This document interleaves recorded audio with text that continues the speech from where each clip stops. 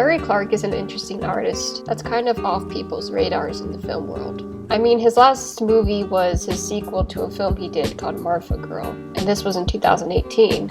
Balanced score of 3.5 or 2 out of 5 on Letterboxd, so his popularity has been down since the 90s. Larry Clark was also the man who discovered then 19-year-old Harmony Korine and helped him launch his career with his film debut Kids in 1995. In this video, we're going to go through Larry Clark's life and legacy through his films and photography.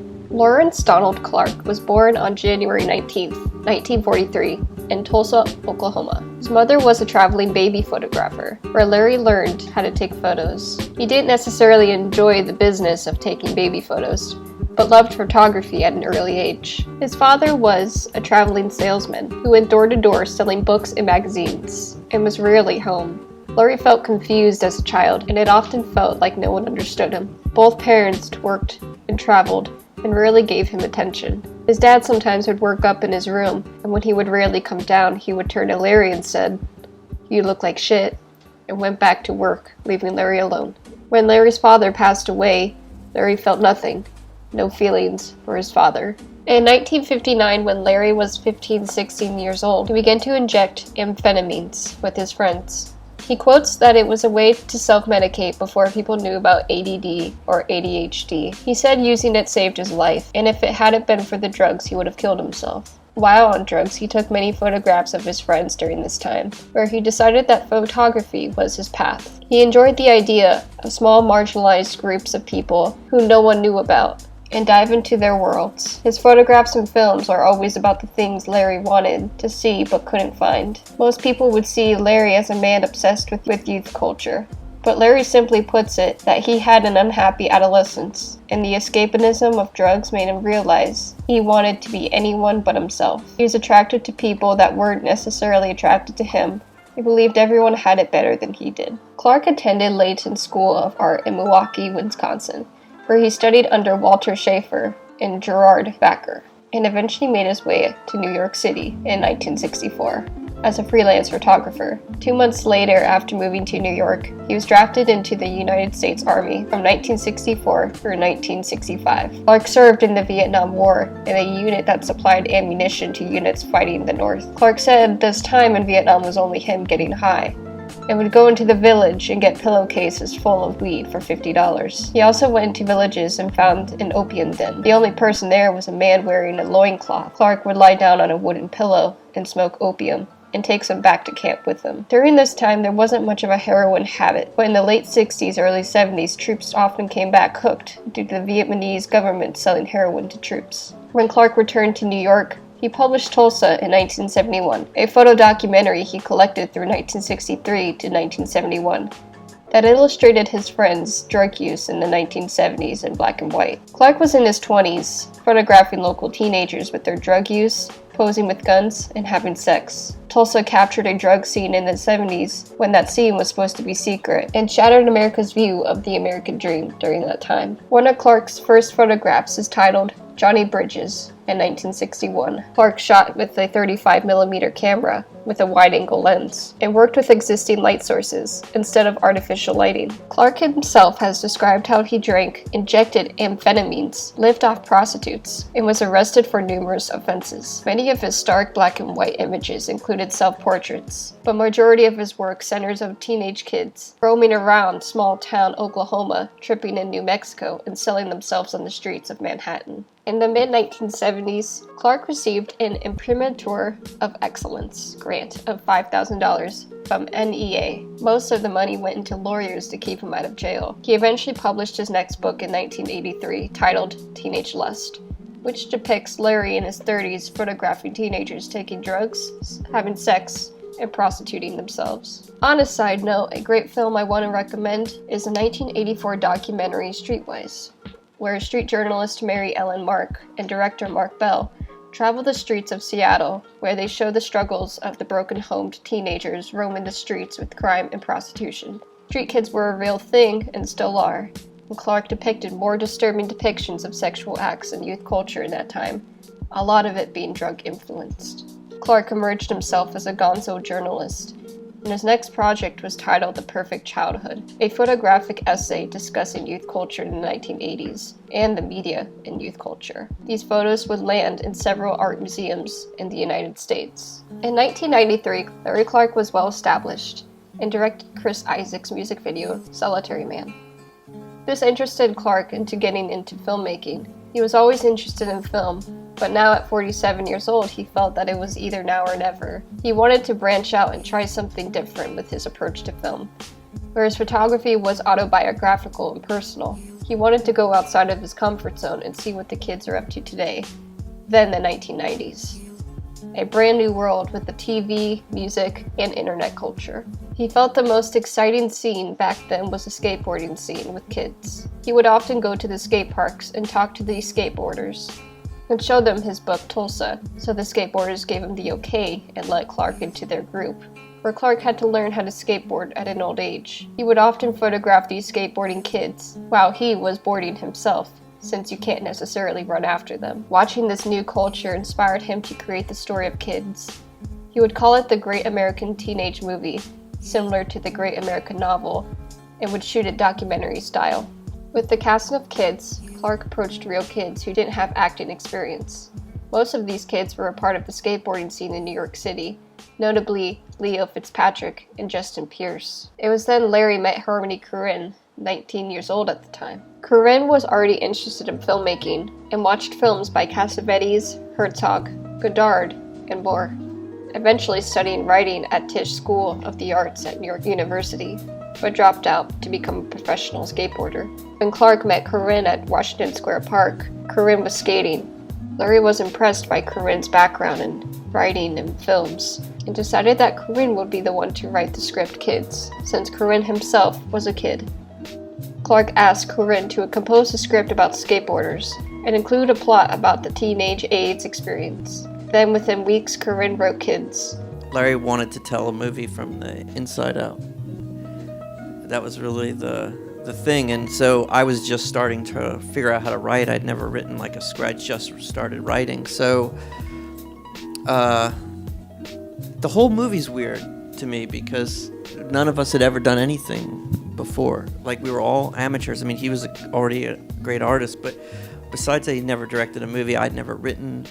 None of them had ever acted before. It started out having a lot of documentary factors in it because I like hung out with skaters for about 3 years, and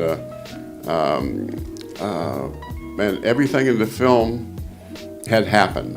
Didn't want to do a documentary, so we had to have a hook. We had to have like the maiden tied to the railroad tracks, and I came up with this thing about a girl getting HIV from one sexual experience, and that was what tied it together, that made it into a feature rather than a documentary. During this time, Korine also met Chloe Sevigny in New York before production had started and casted her in a small role, but eventually moved up to being the leading role, Jenny, when the original actress, Mia Krishner, was fired. The principal photography took place during the summer of 1994. Gus Van Sant was attached as a producer on the film but left the project due to a lack of interest. Incoming producer Kerry Woods would go on to give the film independent funding. Harvey Weinstein and Miramax gave the film $3.5 million to buy the worldwide distribution rights of the film after seeing the first cut. The film would be also given an NC-17 rating and ultimately had mixed critical reception in 1995. His follow-up was in 1998, a film called Another Day in Paradise, an American crime drama starring James Woods, Melanie Griffith, Vincent Carciere, and Natasha Gregson Wagner, based on a book under the same name written by Eddie Little. Principal photography began in November 1997 and wrapped in January 1998. The making of the film was reported to be a disaster, according to those who worked on the film. The film's co-producer and co-writer Stephen Chin quoted, "Given the outrageous circumstances, it's amazing the movie happened at all." James Woods described the shoot as a nightmare and called Larry Clark a rude pig. Most of these difficult situations happened because Larry was working with real professional actors for the first time. And some of the unprofessionalism, such as the young actors showing up to set 3 hours late, had slowed production down. Larry made his own cut of the movie, which was 40 minutes longer, and landed him another NC-17 rating, due to a graphic sex scene between Kartheiser and Wagner. This caused problems financially with distribution, and the film underwent several more cuts until it was accepted into the Venice and Toronto festivals, and which received strong reviews. During the film's world premiere in Venice, Clark physically attacked Chin by punching him in the face. Clark explains that the attack came after a day in which he did about 40 interviews and had about 60 margaritas. I was out of control. I have no defense. My motto is never to plead guilty, but in this case, I plead guilty. Soon after, Clark checked himself into rehab for chronic relapsers. He quotes, "I put myself into rehab because I didn't want to feel like I was feeling anymore. The drugs don't work so well anymore. There are a lot of things I want to do, and I have 2 children I love and I want to grow up with, so I saved my life, again." Another Day in Paradise addresses some of the same issues that came up during the making of the film. Chin quotes, "Larry prides himself that he takes no moral position, but it's impossible not to take a moral message from this movie, which is about the tragic character who thinks he's helping but ultimately winds up hurting a lot of people around him." Larry, like many artists, achieves a clarity and expressiveness in his work that he rarely has in life. Larry Clark's next film was the 2001 film Bully, based on the July 15th, 1993 murder of Bobby Kent in Weston, Florida. He was murdered by a group of his own friends for the violent, sexual, and verbal abuse they all suffered from. Principal photography of Bully began around August 21st, 2000 in southern Florida. Clark told the Los Angeles Times, "The crux of the story was these kids couldn't figure out what to do with this bully, so they killed him." The leading role went to Brad Renfro, but originally Larry wanted Jake Gyllenhaal, who was around the same age but didn't have a name yet, so they casted Renfro instead. Clark told Jake this, where Jake said, "God damn it, I lose every role to Brad Renfro." After Renfro's 18th birthday, Clark decided he'll pick up Renfro and drive to Florida to shoot the film. Along the way, they will do their prep work prior towards filming. However, when Clark picked up Renfro, the kid was a mess. So when it comes time, I drive to Knoxville, Tennessee, which reminded me of Tulsa. It looks just like Tulsa, to pick up Brad, and I drive to his grandma's house where he lives with his grandmother. And it's his 18th birthday. It's the day after his 18th birthday.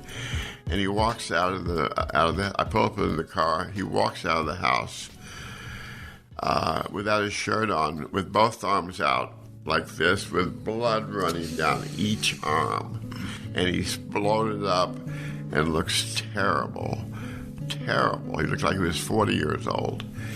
And he said, "Larry, I fucked up. It was my birthday," and I started celebrating. And he'd been shooting coke, right? Yeah.